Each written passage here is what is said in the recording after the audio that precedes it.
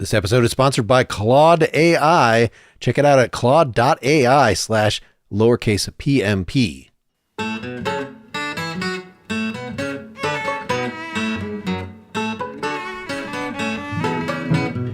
How much more black could this podcast be? Well, 4 times more black, but you get what you get. It's pretty much pop, a culture podcast forever skating the line between clever and stupid. Today we're discussing Spinal Tap and fake bands more generally in light of the new Spinal Tap sequel. My name is Mark Linsenmeyer, the glue of this podcast. Straight from hell, this is Al Baker. I'm Sarahlyn Breck, and I only go up to about a 6. This is Lawrence Ware, and on PMP, you guys like fire and ice, but I feel like my role in the podcast is to be in the middle of that, kind of like lukewarm water. Very nice. So this was officially Spinal Tap 2, and we sort of generalized this. Oh, K-pop Demon Hunters, everybody's watching that. So we wanted to include that. I feel like they're quite different things. Very different. Do you want to give your opening history with this franchise and the concept more generally? Anybody want to start? Yeah, I'd like to, because I feel like the slightly awkward pairing suggestion was mine, so I'd like to excuse it and give the reasons. For a really long time, I think most of my life, I've been really fascinated in maybe a borderline diagnosable way with fictional bands. Like when I was a kid, I really loved the Blues Brothers far more than a child probably had any right to. I dressed up as Elwood Blues in one particularly ill-advised birthday party costume attempt. And I happened to have rewatched Spinal Tap just off my own bat fairly recently and then learned that the sequel had come out. And I was like, oh, this is cool, especially as an exercise in talking about fictional bands, because I think they're a really interesting phenomenon. Maybe for reasons that no one else thinks is particularly interesting, but I saw Spinal Tap at Glastonbury, and Spinal Tap are a joke band. They're not a real band, but I saw them play a real show at a real music festival, and I think that's kind of cool. And I also saw K-pop Demon Hunters really recently, and the place where I think there is a connection is that when I was watching that, apart from thinking this is fantastic and what a lovely surprise and what a lovely thing to happen, is it seemed like this was gearing up to me for a similar kind of thing, in that I fully expect next year, whatever the band's called in K-pop Demon Hunters, I can't remember, but that there will be an arena tour with holographic versions of that band. I will bet real money on that happening in the next year or two. And so I thought maybe it would be interesting to talk about this particular phenomenon of fictional bands behaving like real bands in all the ways that real bands do, with particular reference to Spinal Tap, who are a great version of the genre, and also a great couple of movies in its own right. I thought the second one was great, but probably only because I really liked the first one, and it was very clearly a victory lap around the first movie. But that's fine. That's exactly what I wanted. I have to admit, I did not watch K-pop Demon Hunters. I just don't have the interest. I don't have the background, I think, of fandom that Al has around fake bands. But I was reminded of how much I love Spinal Tap, the original movie, by doing a rewatch of it, and why it was so great, why it still has endured after all this time, why they felt like they had to make a sequel to it 40 years later, or more than 40 years later.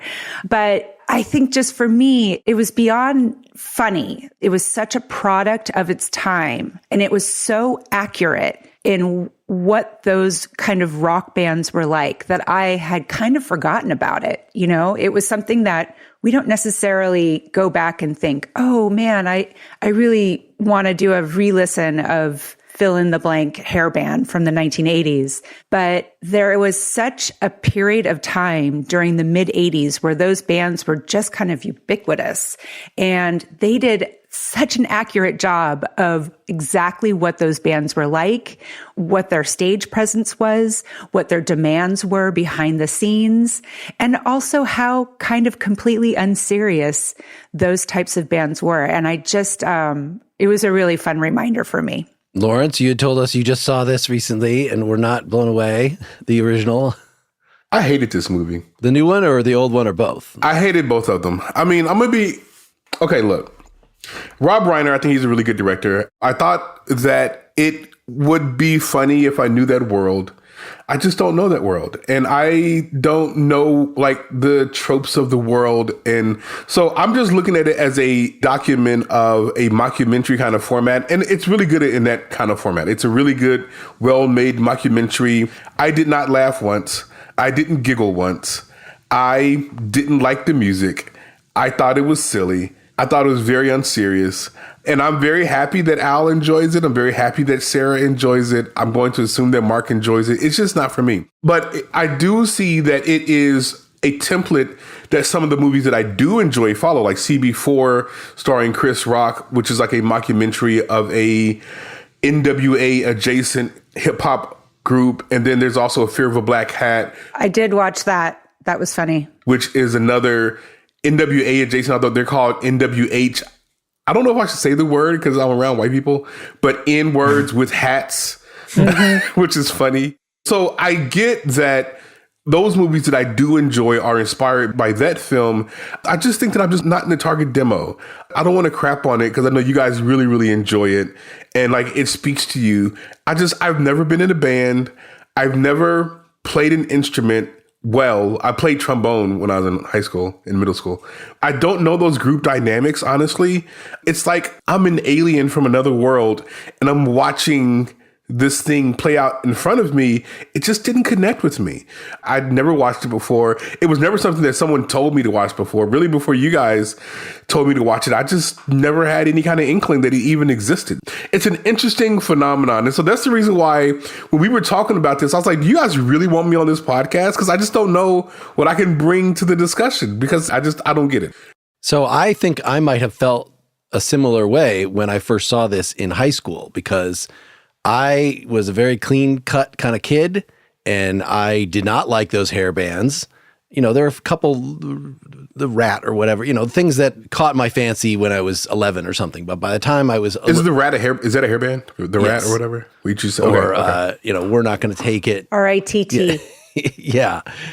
I think the first time that I saw this, I did not know for sure that it was a comedy. It wasn't sort of till they give the disclaimer at the end that are like, oh, okay. So I don't remember then. I definitely have seen it quite a few times since then. I didn't watch it in full for this podcast. I actually was reminded when looking online that there's a DVD commentary, which I own the DVD, that is them in character doing it. So I kind of watched about half of that right before we got on here. And I really enjoy that style of improv. I enjoy those characters. I think it's really skillful.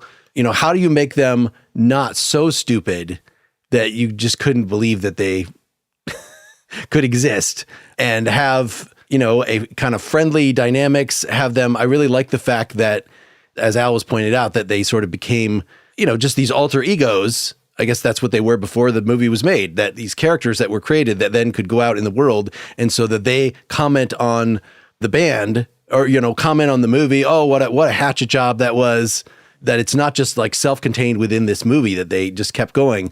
I do think that when it got to this new movie, it was a little too much of that. Like they couldn't even keep straight themselves. I think, you know, the DeBurgey character was like, it's been over 40 years that you've been together. Like in the fiction, it's been 60 years or whatever since they've been, or, you know, 55 years. So can you keep it straight? Like this was about nostalgia for the first film, not about nostalgia for within the world. The band.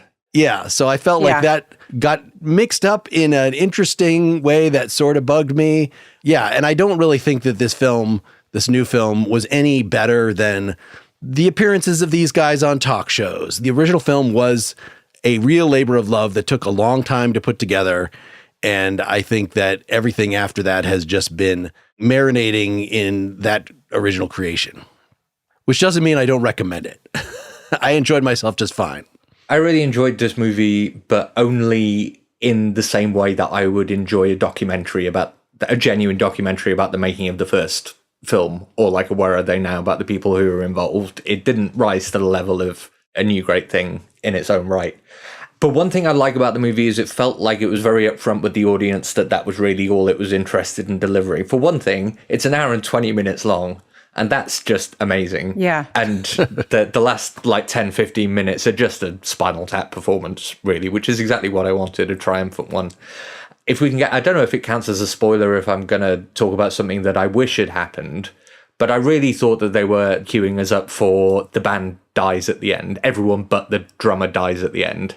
And I really wish that's how they'd done it. The drummer thing is a good example because it's not like all drummers die even playing one show with them. Like that's not, but they made such a big deal about, because this is one of the things that people remember from the film that, oh, it's a curse. I won't play even one show with you. It just did not seem consistent with the funny but sort of believable narrative of the band. Leaning into a joke in sort of a hammy way. Let's put that. Yeah. I was actually kind of disappointed with the second movie. I just thought it was kind of lazy. And Josh and I left the theater and we were sort of thought, oh, what made the original Spinal Tap so special in my view was how accurate it portrayed that world.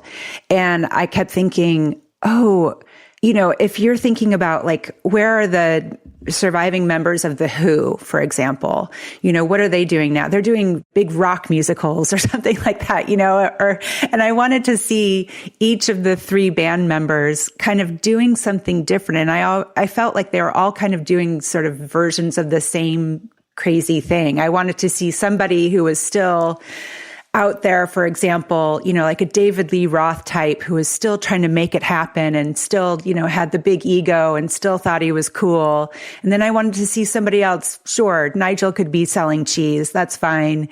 And then somebody else maybe putting on a rock musical on Broadway and trying to make that happen. I don't know. I thought that the second one was pretty lazy. I was pleased, I think, with the last 20 minutes, just like Al was with the performance. And that's what I wanted to see. And that's what I paid my money for.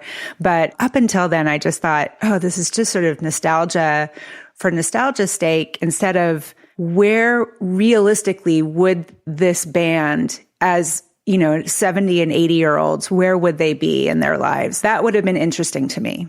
I thought they took a crack at that. The little clips of the bass player in front of an orchestra doing the thing and the hold music and the mariachi band. Like that was a very silly, unexplored gag choice, but dumb. Or the glue.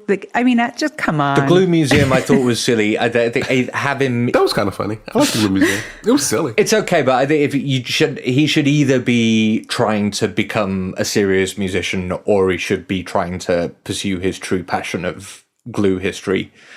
It felt like they just had two takes that they were happy with and couldn't decide which one to keep. But for what it's worth, the cheese thing is based on a real guy, is one of the members of Blur, who is a dairy farmer now. And I think it's a peculiarly British thing that retired rock musicians go into farming of one kind or another. Yeah, I didn't mind that, but it just seemed like there were, I already said my piece about that. I just thought it was just kind of lazy. Sure. Some of the greatest moments in the original movie are Nigel showing his amp, his little inventions, whatever. And so... Oh, that was funny, actually. That was funny. Yes. The versions of that in this movie with the cheese guitar and the pedals, even though the pedals reflect something at least kind of real. People do get enamored by gear.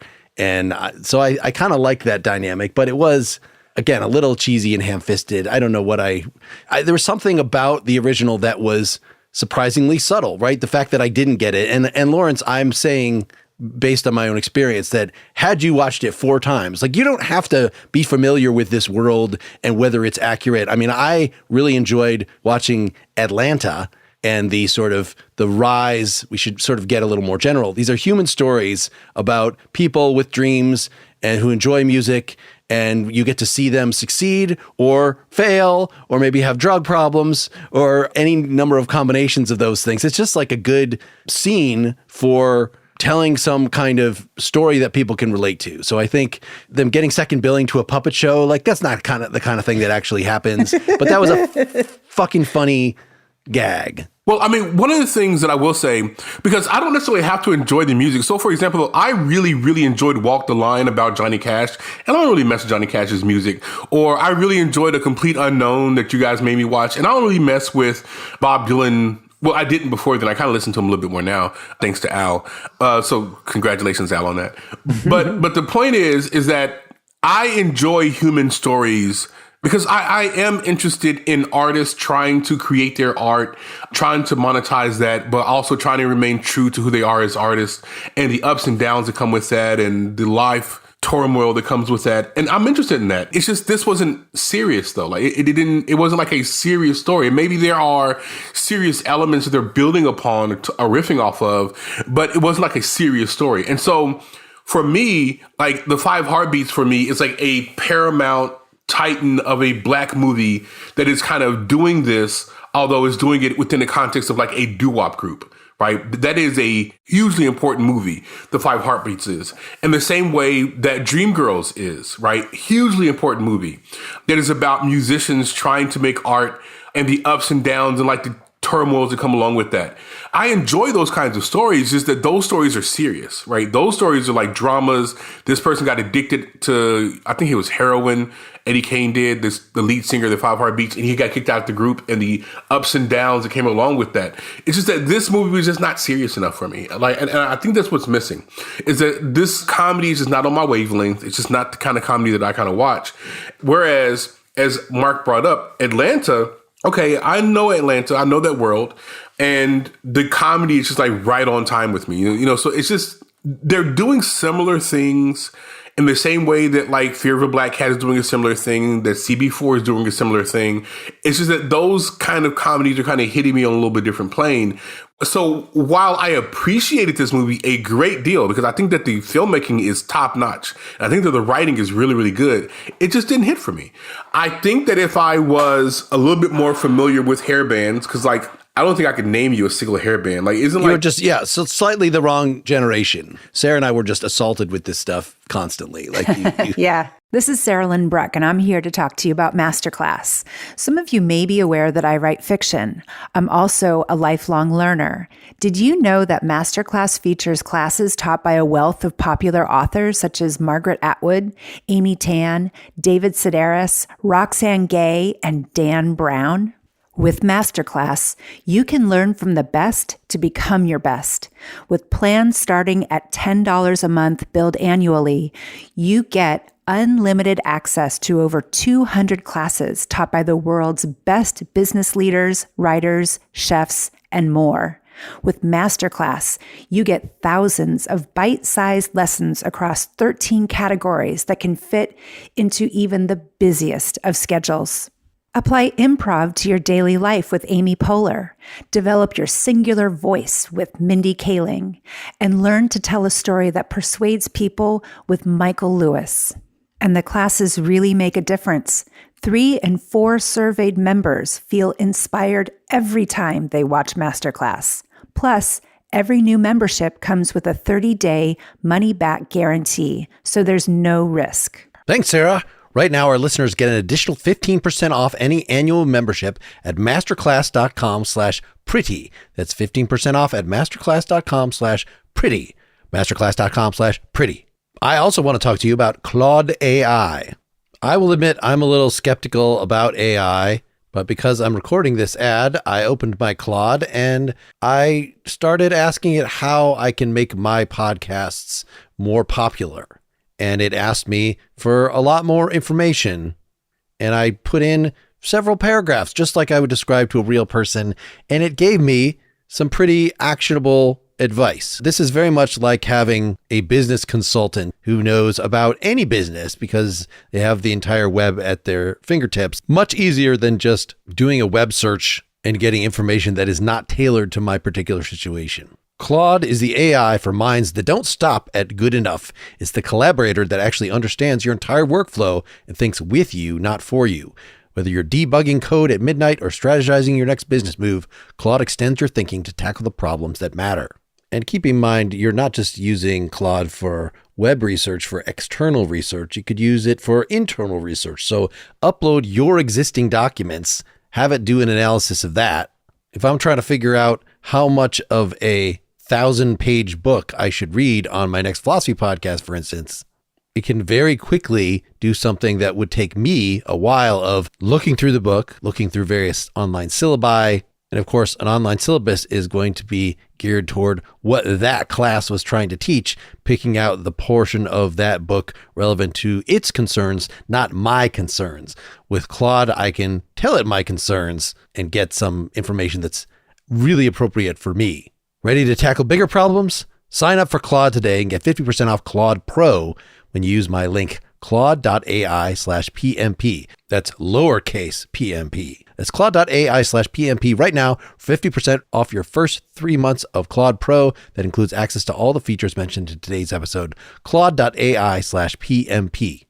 Iron Maiden is still one of my favorite bands, and also by some metrics, the most popular band in the world still. So it wasn't just a phase for everybody. Although one interesting thing about Spinal Tap is it's not just a hair metal thing, it's that ultimately they're a mediocre hair metal band. Mm-hmm. It's a comedy of the pathetic, ultimately. Mm-hmm. So that does a couple of interesting things in this context. So firstly, the most obvious line of comparison for people is going to be like hair metal bands that they've heard of, but that's not necessarily the most accurate comparison. They were actually based the most on a band called Saxon, who were like a C-tier British hair metal band. I heard the Scorpions too. I don't know. Oh God, I remember this. In that kind of genre, but like even more ridiculous. But the ridiculousness is another interesting thing, because to a lot of people who aren't fans of ridiculous hair metal, and there's every reason not to be a fan of ridiculous hair metal, the whole thing is absurd, right? The whole thing is pathetic in a very significant way.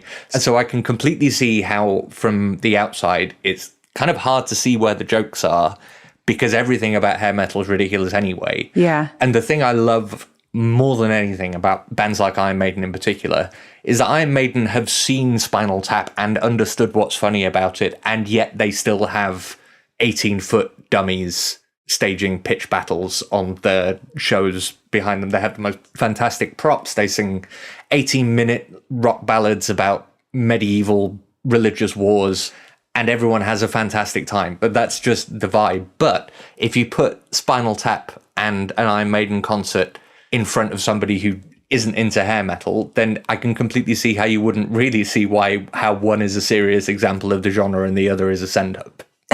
That's so well put.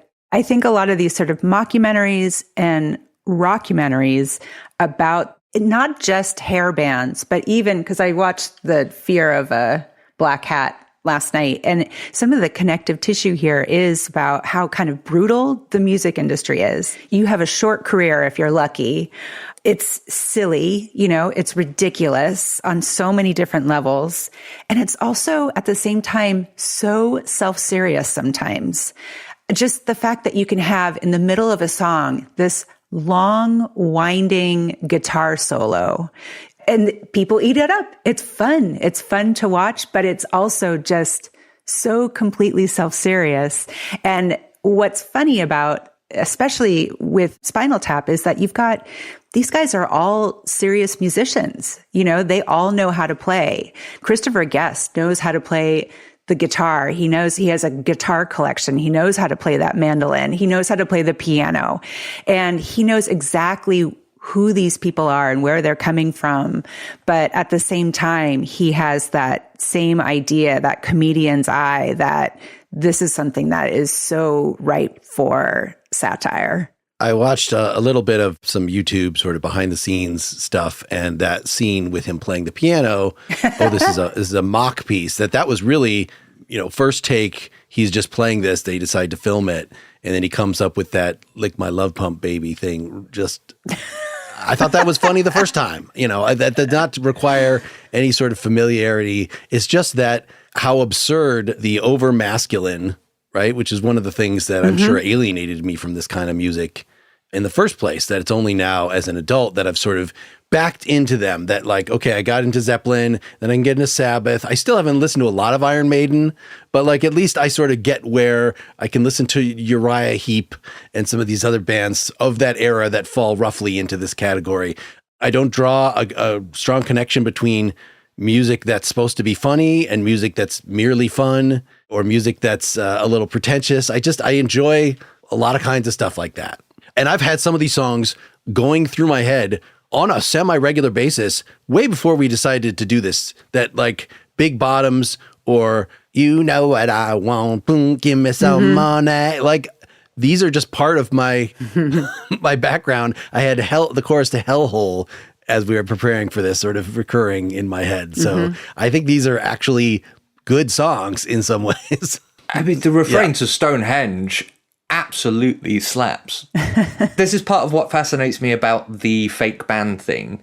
But with any other kind of fictional artist, or almost any other kind of fictional artist, so if you have a fictional painter or a fictional like race car driver or a fictional sports person, the portrayal of that or the creation of that doesn't have to involve the person being accomplished, like the people portraying it being accomplished at that actual art form. But if you've got a fictional band and they're writing and performing songs, there have to be really good songs that are written at some point. You can make a film about a fictional sculptor and no genuinely great sculpting has to go on. You can make a film about a fictional race car driver and no real great racing has to go on. Well, the stunt guys, I mean, yeah, you have to have some... But it's not real race car driving. It's really good stunt driving, but it's not really good race car driving. Right. But if you're doing the fictional band, the work of a real band has to happen.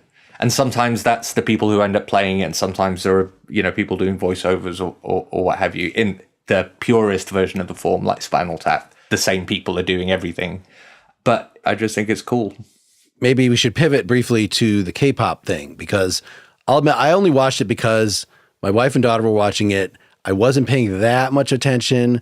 I'm familiar enough with this kind of music, and it's kind of gotten enough in my life that I appreciate it a little bit, but it was just so fantastical, and showing a band as purely as this fantasy thing that all the fans are just rolling all over themselves to celebrate you. And especially there was a little scene where one of them is kind of like losing her voice, and just the way that that was predicted was so stupid, was just so unlike being in a band that I just couldn't get into this. And I was actually only really excited during the credits when they showed the real people singing a little bit.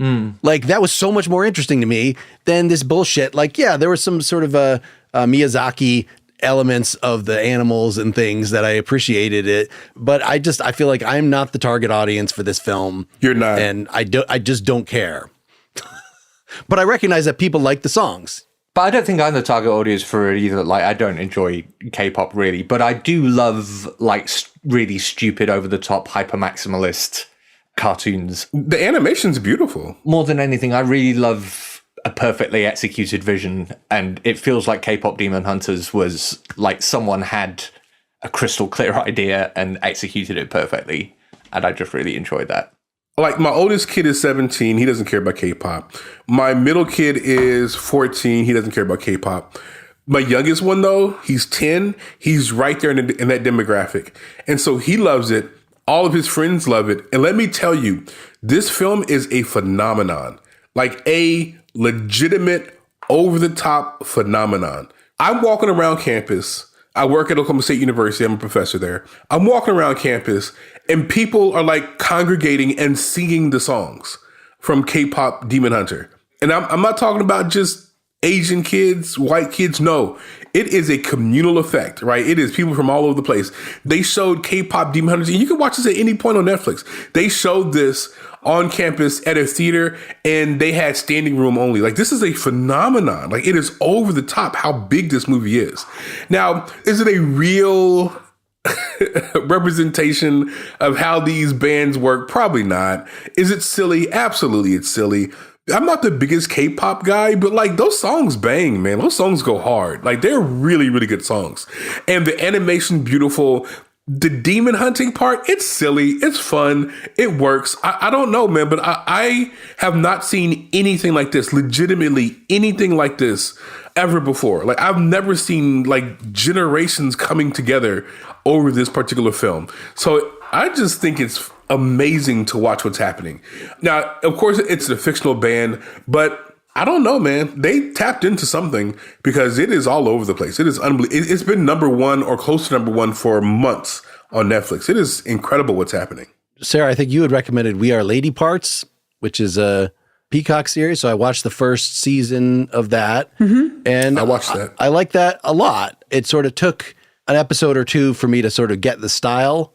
It reminded me a lot of what's the Callista Flockhart show? Ally McBeal, where they just sort of cut to like some little surreal thing, like she sees the love of her life, and they show arrows plugging into her. Scrubs, I think, does a similar thing. Yeah, Scrubs does that. Okay. Scrubs does that.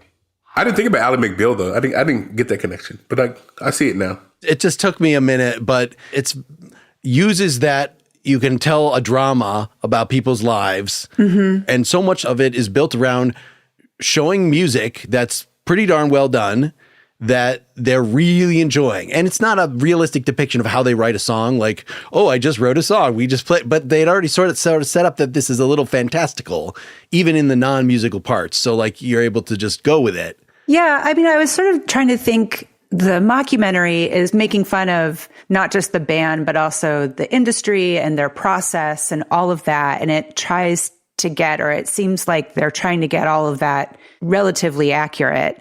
And We Are Lady Parts, I really, really enjoy the show, and we watch it as a family. So my husband and I and my daughter, who's 21, we all equally enjoy the show, even though I probably wouldn't be the audience to go out to see this fictional band like at a concert, you know? So I don't know how realistic it is. I mean, I know it's not realistic, but I don't know, how realistic the kind of the music is, or if this is something that people would listen to on their own. If they came out with a record, would people go out and buy this record? I have no idea. The soundtrack record, that it would do what K-pop Demon Hunters is, and right, yeah, because K-pop Demon Hunters, I'm sure people are buying that record. oh yeah, I'm it's sure it's ridiculous.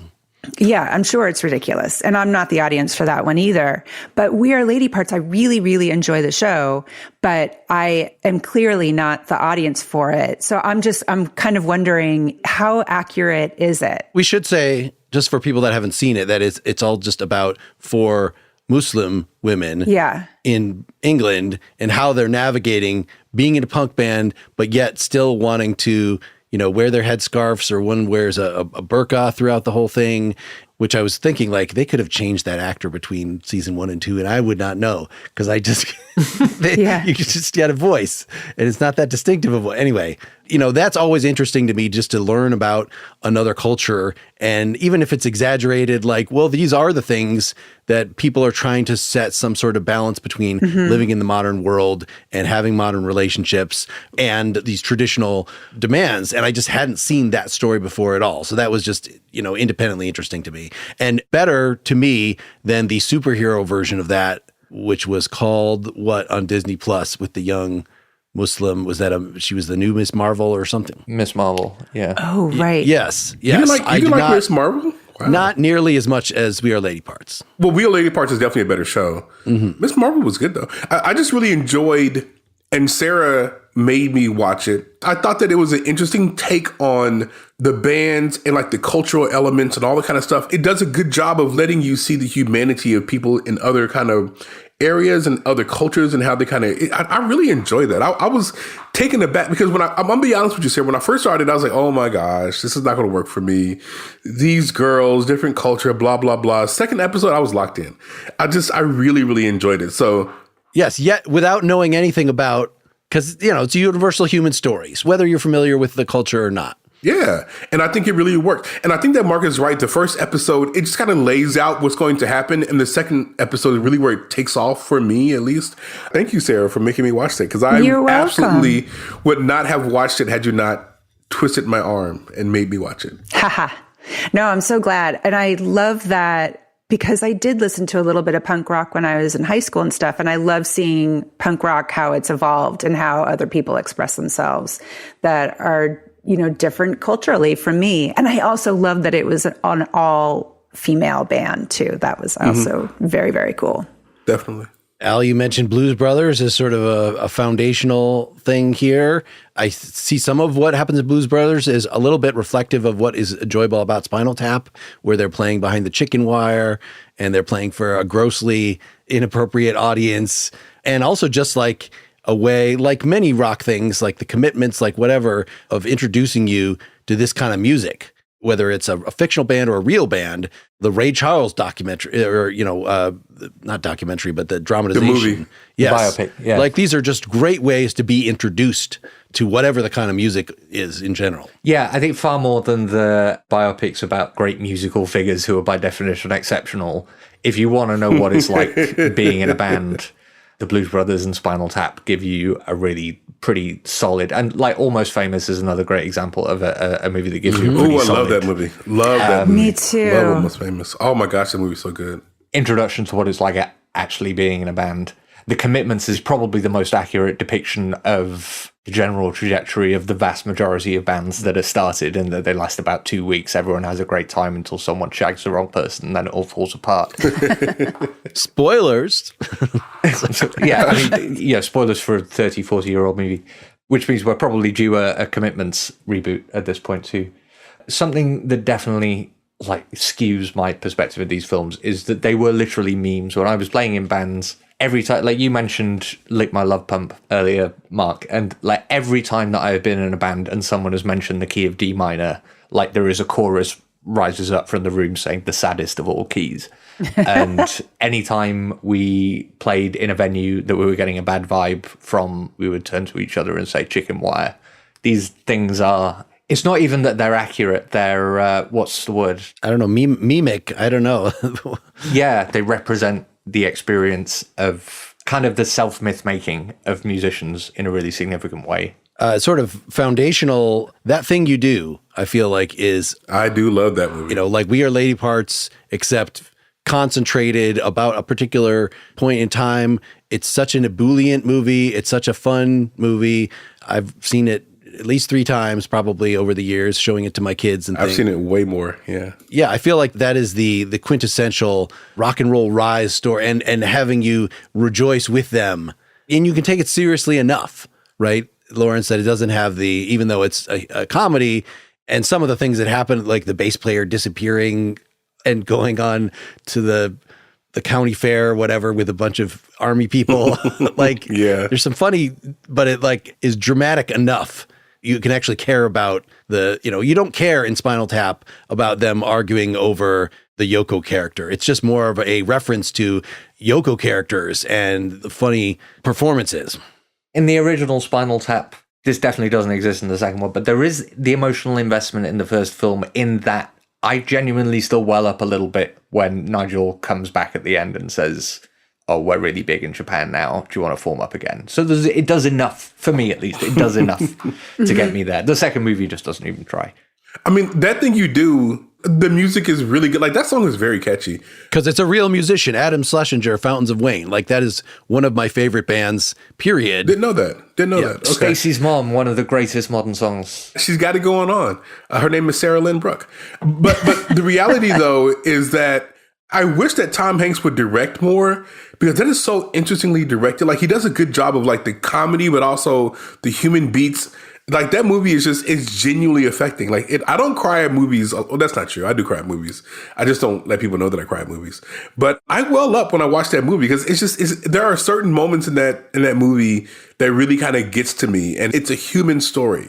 And I think that I wish that Tom Hanks would direct more films, because of course he's a good actor and all that kind of stuff, but he has something with that directing. And I would like to see him do more, because he does a really good job of drawing out of those actors good performances. He seems to do well with narrative and story beats. I would like to see him do more, because that movie is just such a triumph.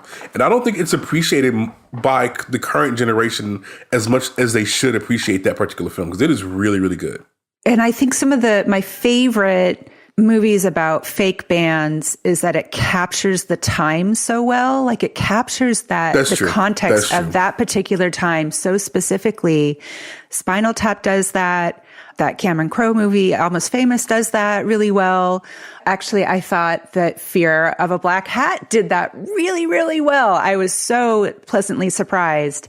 And I think that's why, as much as I enjoy We Are Lady Parts, because I'm old, I'm not sure if they're capturing that time accurately, because I don't really know. I don't listen to that much modern pop or punk. I'm trying to look up, there's some movie about a Norwegian metal band, Lords of Chaos, I believe was the... Oh no, I was thinking of the documentary about a a metal band that... Are you talking about the Anvil one? Yes, Anvil. Yeah, say something about that. I don't know what that is. But it's the real life Spinal Tap. Yes, exactly. And it's amazing because it's a real documentary. And Are they as silly as the Spinal Tap people? Yes. Yeah. Really? Yes. Yes. Wow. It's unreal. I'm so angry with myself that I forgot that movie existed before doing this, because it's an unbelievable movie. Are all those kind of bands full of unserious people? Like, are they all over the top and silly like that? I mean, they're serious artists. I mean, I respect their artistry. I respect their, guitar playing and their singing. I respect that. But as people, are they that silly and over the top? Some of them, not all of them. But think of any field of work. You've got like the people who are serious about their work probably continue to be respected, and the people who don't develop and are stuck in a stage of arrested development. Correct. They become kind of tragic. It's that pretentiousness, that self-seriousness about something that is just ridiculous, just absurd. Ridiculous, yeah. It's not that it's not important, but it is. It's ridiculous. I do like heavy metal, but I don't like Metallica very much. But I love Iron Maiden. And the distinction for me is that Metallica take themselves too seriously. I don't like the people involved, and I don't like how stuck up they are. So like Lars Ulrich is whinging about how hard it is to be a rock star, whereas Bruce Dickinson of Iron Maiden flies his plane around and does fencing and writes books about history and just is as an absolute legend. So why wouldn't you love that guy? If you don't have a self-awareness about it, then you are just immediately uncool. I mean, I do enjoy Metallica's music, but you're right. Like, they are way over the top serious about themselves. And they take their music way seriously. Now, I do like their music, though, but I would not like to hang out with them. They don't seem like a fun hang whatsoever. Lars Ulrich came on the Spinal Tap, too. He was part of he has to have some sort of awareness. Yeah, exactly. This is why I don't get it. Like, you write Master of Puppets on the one hand, and then you think you have to take yourself seriously as an artist on the other. Just enjoy the absurdity that you created. Yeah, have fun. Come on, you're rock stars. I had read, and looking forward to this, is the sort of the immediate ancestor of the original Spinal Tap movie was the Rutles, which I had seen sometime in the midst of time. It's a 1978 movie by Eric Idle. So it has a lot in common with those other sort of solo efforts by Monty Python people that I like it because I like Monty Python, but it's in a very dated sort of not necessarily laugh out loud way. Like the opening scene of that is he's the narrator, and the camera truck that is filming him just starts driving away. So he has to run after it and is shouting the narration. That's a very typical Python-esque sort of gag. But the music in that is too spot on Beatles. It is just purely let's create something that sounds exact, such that there was even copyright issues. So, so much like Get Back with just slightly different words. And it's too much of a straight parody of the Beatlemania thing, which was, of course, a very absurd thing at the time. And there's some funny moments in it. And there's some Saturday Night Live people that show up. But overall, is a much cheaper sort of work that does not have the staying power as Spinal Tap. Because, right, if you had a problem with caring about the characters in Spinal Tap, it would be so much more with this thing that's just a straight up parody, such that one of the funny parts of it is just that the George character looks Indian. Isn't that funny that it's not four white guys? That is a visual gag. That aged well. Also, I don't think it'll ever be more ridiculous than the actual Beatles were. Yes. Well, and if we're talking about fake bands, so I went through, as an adult, post-grad school, a Monkees phase. Or maybe it was during grad school. Goodness. That I just think Monkees, even though it was a manufactured band, they did a good job manufacturing it.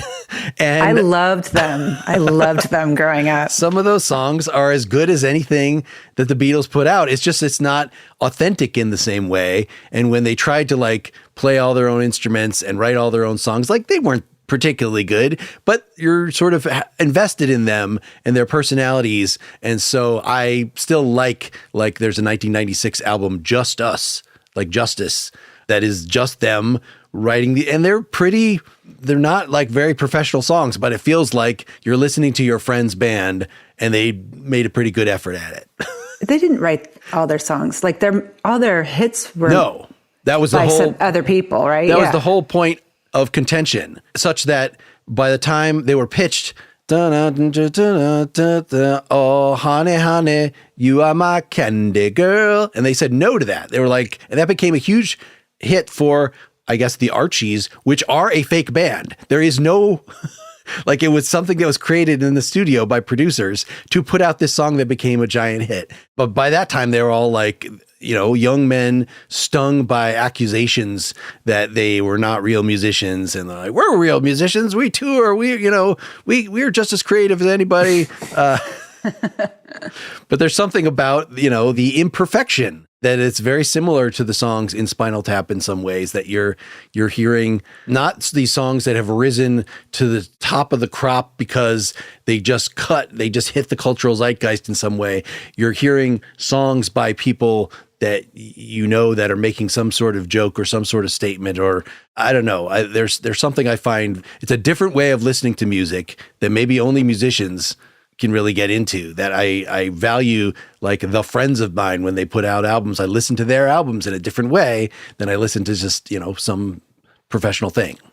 So whatever you need to do to discover something new about yourself and some new way that, this was a way for me to sort of get into Spinal Tap, to get into this kind of silly hair metal music in a way that did not necessarily, at least eventually, trigger the sort of, there were real sociological stakes of like, am I going to grow my hair long? Am I going to take drugs? Like, no, I'm not going to do those things. But if it's in a comedy context, it's a different thing. You can sort of be open to more things. You can get into all Muslim female punk because you are not saying that you identify with this in a way that, at least as young people get into music, it sort of becomes a badge of identity. There's so many things that are guilty pleasures because they don't go with your real image of yourself, but yet you really like it anyway. I gotta say, Mark, I didn't follow a word of that last speech. It's the COVID talking. Listeners, he has COVID. His mind is becoming mush. I followed it, Mark. It was perfectly coherent. Listen back. I knew what you were saying, Mark. I knew what you were saying. I mean, ultimately, look, I am happy that I watched this because it gives me insight into the horror mockumentaries, the other mockumentaries that I do enjoy, because I do see how this is like a template that those films are following. So the films by Christopher Guest, Oh Guys Help Me, the dog one. Best in Show. Amazing. Like, it's clearly inspired or pays homage. I don't even know. Like, it's clear that this film had an influence upon those kinds of films. It's just that this was something that just kind of didn't touch me, but I'm happy that I watched it. And it's clear the influence of this kind of film. So thank you, Al, even though I did not laugh or snicker once. Yeah, there might be something a little dated in such a way that, I don't know, it's not like, Lawrence, you probably had any deep knowledge of the dog show or community theater. Yeah, true. Very true. Scenes. So like that's irrelevant. Having prior knowledge or connection to the source material. Definitely not. But it's just the way that Christopher Guest directed that and wrote those movies, that's what really sold it for me. Sure. Yeah, you're right about that. I will always have a special place in my heart for the comedy where everybody plays everything totally straight. There's no winking at the camera. There's no, hey, nudge, nudge. Hey, we're just joking here. I absolutely adore those kinds of movies. And then the fact that so many of these Christopher Guest movies are all improvised. They're written in a way, they have outlines, but at the same time, they're all just in the moment, coming up with their own lines to say. And I adore that format, that little niche format. That is absolutely for me. Just to finish on a bit of a possibly controversial grumpy old man kind of point, the comedy in Spinal Tap, I think, holds up, like the style of improv in Spinal Tap, I think holds up incredibly well and kind of shows up a lot, because a lot of modern comedy that like follows that loose improvisational kind of style. But the quality of the jokes that you get out of Spinal Tap is really strong compared to a lot of the kind of standard improvised comedy that you've seen recently. Yeah, maybe it's just because Spinal Tap is a very, very good film, so we remember it more, and most films aren't going to be as good as Spinal Tap. It feels like there's a lot of discipline in the Christopher Guest method, in the editing in particular. Like, there is clearly so much that went into finding those tiny little perfect iterations of the scenes, and that's really impressive filmmaking to get something that tight out of an improv-based method. Sure, yes. It's a matter of doing the scenes repeatedly. Oh, that was funny what you did last time. Let's do it again. Play on that idea more, crafting it more than a purely improv thing. You know, obviously it's a similar mockumentary style to Abbott Elementary that we just talked about. Even though Abbott Elementary, I don't know that any of that is improvised, but it's sure like is a similar. There's similar gestures in terms of this person talking themselves into a corner and revealing their flaws in how cringy it is. People can draw their own conclusions as to which execution they prefer and which makes them laugh more. But I think it's pretty clear myself. We haven't really mentioned in the new film, there were some things that were just really over the top, like this promo character showing them the International House of Pancakes thing, and just everything that guy did. Like, I felt like was not subtle enough to be in this film. The John Michael Higgins as like the sort of Jack LaLanne fitness guru who shows up. So silly. He was silly. The shoes, though, were totally on point. I loved his shoes. Okay. Slippers. All right.